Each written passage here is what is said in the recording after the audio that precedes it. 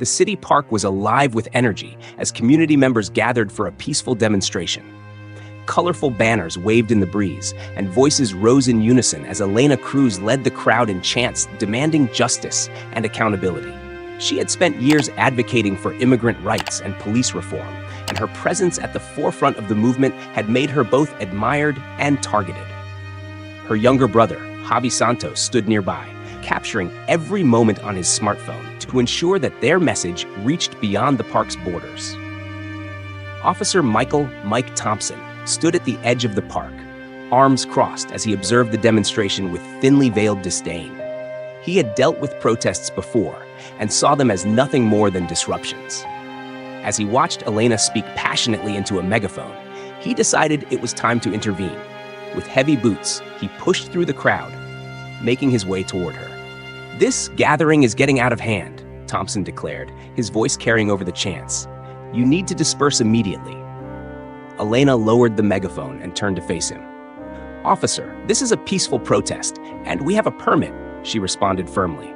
"We have every right to be here." Thompson smirked, shaking his head. "A permit doesn't give you the right to disrupt public order," he said. "I suggest you pack it up before things get ugly." Javi, sensing the tension, edged closer with his phone still recording. The crowd began murmuring in unease as Thompson stepped even closer to Elena, his posture aggressive. "You always think you're above the law," Thompson sneered. "Causing trouble, stirring up unrest. Maybe it's time someone taught you a lesson." Before Elena could respond, Thompson's fist lashed out, striking her across the face. The impact sent her stumbling to the ground, gasps and screams erupting from the crowd. Maria Cruz, who had been watching from a distance, let out a cry as she pushed through the mass of people to get to her daughter. Javi's hands shook, but he kept his phone steady, capturing every second of the attack. The crowd erupted in outrage, people rushing forward to shield Elena as Thompson loomed over her.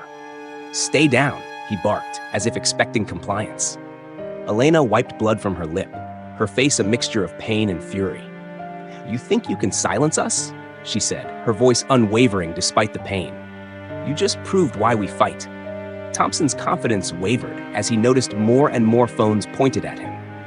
Within minutes, Javi had uploaded the footage to social media, and it began spreading like wildfire. Hashtags like #HackJusticeForElena and End Police Brutality dominated trending lists.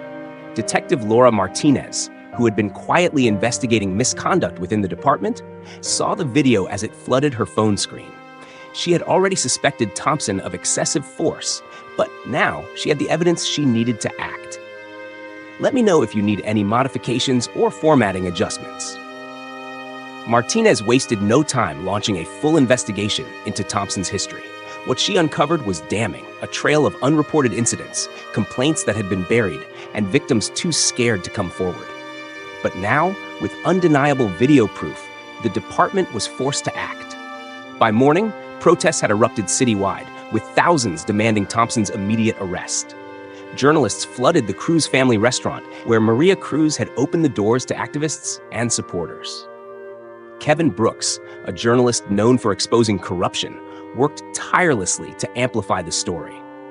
His article detailed not only the assault, but the systemic failures that had allowed officers like Thompson to operate unchecked. As the pressure mounted, the city's mayor held an emergency press conference. Effective immediately, Officer Michael Thompson has been suspended pending a full investigation, she announced. But the people wanted more. The outrage did not subside until, days later, Thompson was officially removed from the force and charged with assault.